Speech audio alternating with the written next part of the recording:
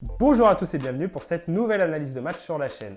Alors je sais, beaucoup de temps s'est écoulé depuis la première vidéo, il y a eu pas mal de choses qui ont retardé la suite de ces formats, n'est-ce pas cher coronavirus? Mais nous voilà aujourd'hui pour parler de la dernière finale entre Lyon et Paris. Alors on va se le dire tout de suite, non, on ne parlera pas de la panne d'électricité à Auxerre ou encore de pourquoi cette finale de Coupe de France semble maudite en termes de météo. Il y a sans doute quelque chose à creuser dessus, mais c'est pas le sujet. Sur ce match, tout commence déjà au niveau des compositions d'équipe. Globalement, on est sur du classique, même si d'un côté, on a ce 4-4-1 modulable un peu du PSG, avec le positionnement ici de Katoto en 9,5 assez particulier. Un pari en quelque sorte des Chouafny qui, on va le voir, c'est en partie révélé payant, mais pas que. En face, Lyon décide aussi de faire un choix stratégique avec la présence de Paris sans pointe. Pas de pur neuf ou de pivot, donc à la pointe de l'attaque lyonnaise, ce qui va influer notamment sur son animation offensive.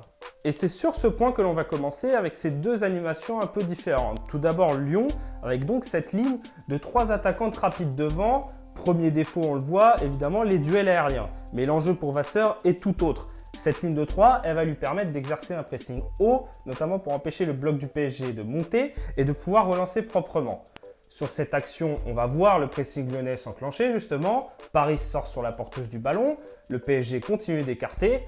Et ici, on va le voir sur l'image arrêtée, chaque joueuse est au contact d'une autre, avec ici Cascarino pour empêcher la ligne de passe et une éventuelle profondeur. On continue de jouer, donc Lyon est en place. Ici, Diani va être servi. Direct l'étreinte lyonnaise qui se referme et Paris obligé de ressortir vers l'arrière et va réécarter cette fois à nouveau, change de côté, repart par la droite pour au final finir cette action sur un long ballon vers l'avant pour Gueye qui ne donnera rien. Ce pressing vient vraiment empêcher Paris de repartir tranquillement, notamment dans le premier acte, à tel point qu'à force de presser, les Lyonnaises provoquent aussi les erreurs parisiennes, comme ici, erreur de transmission, Formiga ne peut pas la prendre, Paris sert Majri et directement, grosse occasion pour l'OL. Le choix de Paris sans pointe se révèle aussi efficace pour une autre raison. En effet, la défense centrale parisienne n'a pas toujours été garante de sérénité, notamment Paulina Dudek, souvent mise en difficulté dans la rencontre. Et en face, la présence de Paris avec sa vitesse et son placement a bien souvent mis en difficulté justement cette charnière, s'amusant presque à jouer avec elle pour obtenir des occasions. Ici par la vitesse en poussant Paulina Dudek à la faute, on l'a vu juste avant encore avec la vitesse, et ici par son placement, étant donné l'espace entre Moroni et Dudek encore une fois.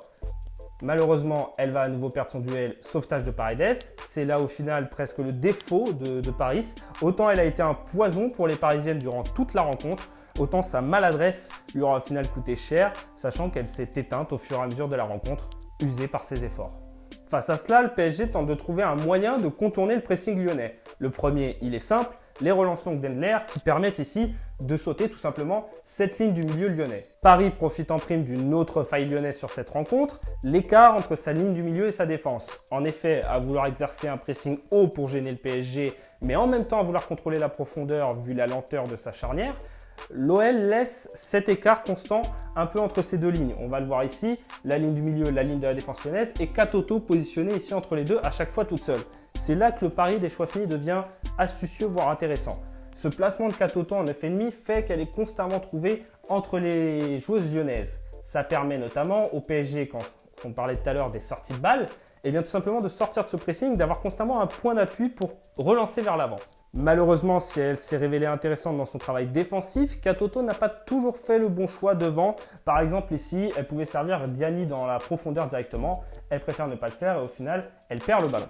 Mais je le répète, son jeu d'appui est vraiment intéressant. En venant se placer entre les lignes, elle permet de remonter le ballon et avec l'aide de Diani sur le côté droit très remuante et Huitema qui attire les centrales lyonnaises, cela permet au PSG de mettre en danger l'arrière-garde lyonnaise, notamment sur ses transitions dans la largeur. Là encore, on va partir de la droite, ici, Ashley Lorenz qui va servir Diani. Diani qui va encore tenter de fixer, et cette fois-ci Katoto un peu plus dans le rôle de Huitema à venir fixer les centrales lyonnaises. Toujours cette passe dans la largeur du terrain. Baltimore, malheureusement, ne peut pas exploiter le ballon. Cette liaison Katoto-Diani a vraiment été capitale dans la rencontre, déjà si importante en temps normal pour le PSG. Vraiment, c'est elle qui a été la clé au final de l'animation parisienne face à Lyon.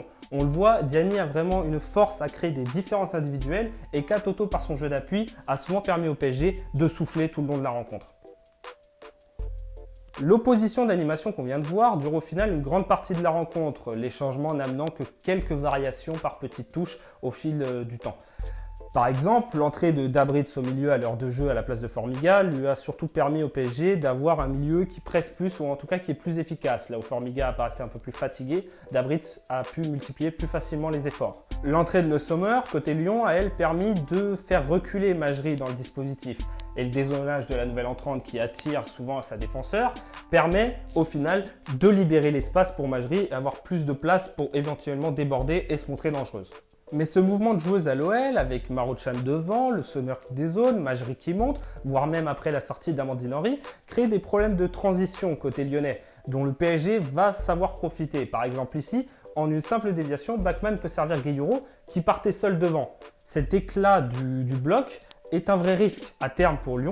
L'imprécision dans les transmissions est en prime de plus en plus présente devant avec la fatigue, ce qui offre bien souvent à Paris des belles opportunités. Ici, la perte de balle de Le Sommer, ça va partir très vite, encore une fois, Diani en différence individuelle, qui va pouvoir accélérer et tout simplement offrir une opportunité très dangereuse au PSG. Lyon va avoir du mal à se dégager, on va le voir. Katoto, encore une fois, pas forcément le bon choix. Et Lyon, difficilement, qui va remettre le ballon vers l'avant. Et on va rester sur cette action parce qu'il y a autre chose aussi à voir par rapport à ce qu'on parlait tout à l'heure dans l'animation lyonnaise. C'est que Paris et Marochan n'ont plus de gaz du fait du pressing. Et ça se voit très clairement ici où Paris peine à accélérer et Marochan perd bêtement le ballon, sans doute par fatigue. Le pressing lyonnais a vraiment été efficace un long moment dans la rencontre, mais sur la fin, c'était vraiment criant que la ligne offensive lyonnaise n'y arrivait plus, en tout cas n'arrivait plus à faire les courts efforts et à mettre de la vitesse pour gêner à nouveau cette arrière-garde parisienne. Pour terminer cette analyse, encore 2 points rapides. Déjà, la rentrée de Taylor dans les dernières minutes qui fut courte mais intéressante. De par ses appels et de par son rôle d'appui, elle a en quelques minutes montré qu'elle pouvait vraiment être une option envisageable côté Lyon, notamment pour alterner de système. Par exemple, un système à pivot avec elle et un système avec Paris en pur pressing et vitesse. Enfin, pour boucler la boucle, le dernier pari du PSG, si toutefois on peut parler de Paris, c'était sans doute la maladresse lyonnaise. Clairement, les Parisiennes étaient conscientes que c'est un problème récurrent de Lyon et qui s'est encore vu sur cette rencontre. C'est ce qui a fait que la qualification en demi-finale a été complexe côté lyonnais, mais qu'aussi dans des temps pas si lointains, l'OL a été capable de concéder des nuls face à Dijon ou Fleury au championnat. Mais même au jeu de la maladresse, Paris a fini par perdre. J'espère que cette vidéo vous a plu. Si c'est le cas, n'hésitez pas à la liker, à la partager et à vous abonner pour ne pas manquer les suivantes. N'hésitez pas non plus à me dire en commentaire ce que vous en avez pensé, si jamais vous avez des idées pour d'éventuelles prochaines vidéos. D'ici là, portez-vous bien et à très vite. Ciao!